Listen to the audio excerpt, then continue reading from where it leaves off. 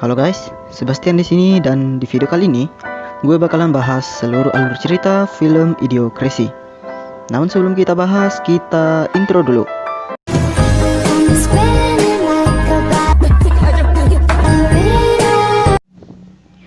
Film Idiocracy dirilis pada tahun 2006. Dalam film ini ada seorang pria bernama Joe.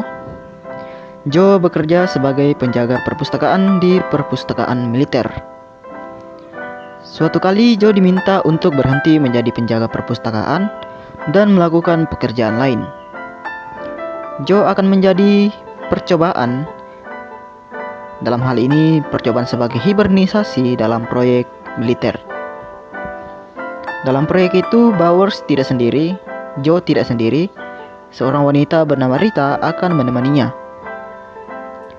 Mereka berdua dipilih dalam proyek hibernisasi itu karena hanya mereka berdua yang tidak memiliki keluarga dekat, sehingga jika terjadi apa-apa, mereka tidak akan dicari oleh siapa-siapa. Hari yang ditunggu-tunggu tiba. Joe dan Rita bersiap untuk dimasukkan dalam peti penyimpanan. Rita nampaknya kurang yakin dengan proyek itu. Namun, karena Joe meyakinkan dan menenangkan Rita, Rita pun kembali tenang dan percaya jika mereka akan baik-baik saja. Mesin pun disiapkan. Rita dan Joe pun ditutup dan disimpan dalam peti penyimpanan. Sayangnya, tak lama berselang, komandan militer ditangkap karena telah melakukan prostitusi. Sehingga, tak cukup setahun, markas dan proyek militer pun dihentikan. Rita dan Joe masih tersimpan dalam peti penyimpanan tanpa diketahui oleh siapapun. Selama Joe dan Rita tersimpan dalam peti, anehnya populasi manusia meningkat pesat dan bahkan kemampuan berpikir manusia turun drastis. Tiba-tiba, pada tahun 2025, sampah-sampah yang dibuang telah membentuk gunung sampah. Saat truk sampah hendak membuang sampah, dalam tumpukan itu terdapat peti milik Joe dan Rita. Tumpukan sampah itu pun runtuh dan membawa Joe ke rumah seorang pria bernama Frito. Frito sedang asik menonton TV. Karena Joe mengganggu ketenangan Frito, maka Joe dilempar keluar rumahnya. Joe kemudian berkeliling kota dan merasa aneh dengan keadaan di sekitarnya. Bahkan orang-orang menganggap Joe adalah orang yang aneh karena hanya Joe yang berbeda dari mereka.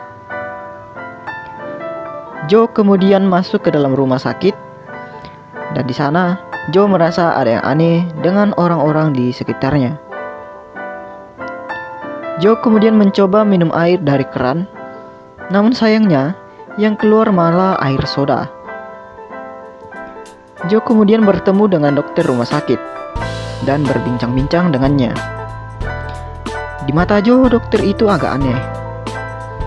Joe berusaha mengatakan apa yang terjadi, tapi dokter titit itu malah menjawab dengan santuy pertanyaan Joe. Joe pun mulai sadar jika dirinya berada di tahun yang berbeda dengan melihat semua keanehan yang terjadi. Joe pun kemudian keluar dari rumah sakit dan kembali melihat apa yang terjadi di sekitarnya. Tak lama kemudian, polisi setempat menangkap Joe karena Joe tak memiliki tato sama seperti orang lain. Joe pun dibawa di persidangan dan diadili di sana. Saat proses pengadilan berjalan, Frito menjadi pengacara Joe. Penuntut pun mengatakan kesalahan-kesalahan Joe pada hakim. Frito pun sebagai pengacara ingin mengajukan keberatan. Tapi bukannya meringankan beban Joe, Frito malah menceritakan perbuatan tak sengaja Joe pada dirinya. Sehingga mendengar hal itu, Joe dianggap bersalah dan bahkan dijatuhi hukuman.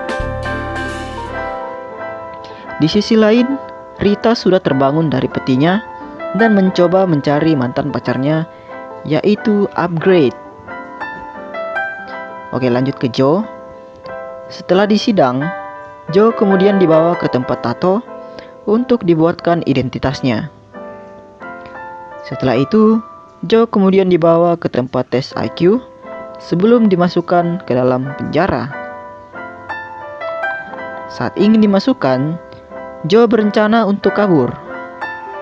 Karena Joe telah sadar jika orang-orang sudah tidak pandai dalam berpikir, maka Joe memanfaatkan itu dan mencoba mengelabui para penjaga. Dan benar, Joe berhasil menipu mereka dan kabur dari penjara. Joe kemudian kembali mendatangi Frito dan meminta bantuan padanya untuk mencari mesin waktu. Frito sepakat membantu Joe jika dia mau membayar mahal padanya. Frito pun setuju dan akan membantu Joe. Joe kemudian menjemput Rita dan mengajaknya untuk pergi ke mesin waktu. Saat di mobil, Joe tak sengaja terdeteksi sebagai buronan, sehingga mobil Frito berhenti dan dihancurkan oleh polisi. Mereka pun kemudian berjalan menuju Costco. Costco adalah sebuah mall di mana banyak orang berbelanja di sana. Di sana, Joe mulai mempertanyakan keberadaan mesin waktu itu pada Frito. Frito hanya menjawab asal-asalan pertanyaan Joe. Dan saat mereka sedang berbincang, tangan Joe lagi-lagi tak sengaja terdeteksi dan memicu alarm. Polisi pun kemudian datang dan mengincar Joe. Sedangkan Frito kabur menggunakan kereta. Joe kemudian ditangkap, sedangkan Rita lolos dari incaran polisi. Tapi yang aneh, bukannya dibawa ke penjara, Joe justru dibawa ke istana presiden. Joe dibawa ke sana karena hasil tes IQ sebelumnya mengatakan jika Joe adalah orang yang paling pintar di dunia atau di Amerika. Di sana, Joe bertemu dengan para menteri titit yang aneh. Presiden Camacho kemudian datang dan akan segera mengangkat Joe sebagai menterinya. Saat akan disumpah, Camacho kemudian memperkenalkan Joe pada warga Amerika. Bahkan mengatakan jika Joe adalah orang yang akan membebaskan mereka dari krisis makanan dan ekonomi. Sambil warga dan presiden bersorak-sorak untuk Joe, Joe nampaknya kaget mendengarkan jika dirinya harus membebaskan mereka dari masalah krisis yang sedang terjadi. Keesokan harinya, Joe kemudian memimpin rapat dengan para menteri titit tadi. Joe pun mendatangkan Frito dan menyuruh Frito menggambar peta menuju mesin waktu. Frito pun menjadi penasehat Joe dan ikut dalam misi Joe. Pekerjaan pertama Joe adalah menghidupkan tanaman yang mati dan yang tidak tumbuh. Saat di lapangan, Rita pun berhasil dibawa kembali sesuai permintaan Joe sebagai menteri. Joe pun kemudian mengajak Rita untuk berbicara berdua sambil berpikir bagaimana cara mereka untuk dapat menuju dan masuk ke dalam mesin waktu.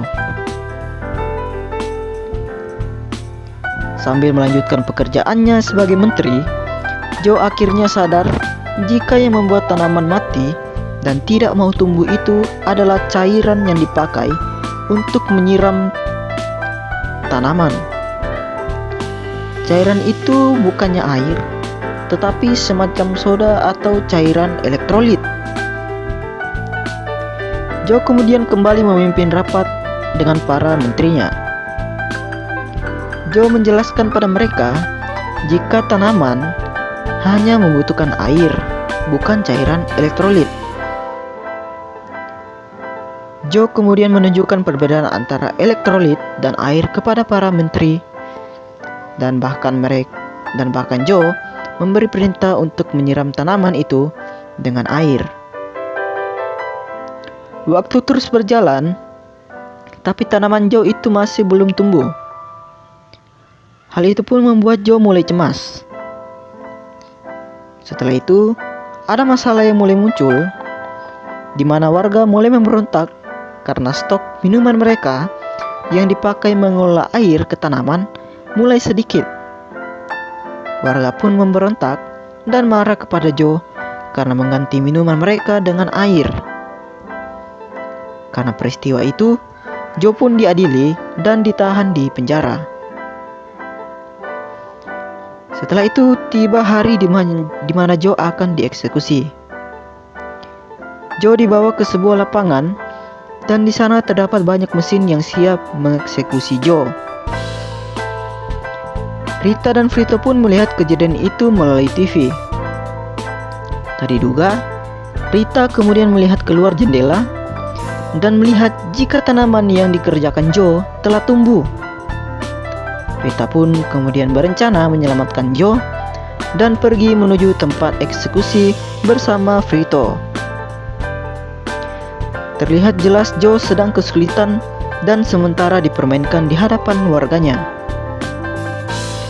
Rita dan Frito pun tiba di sana.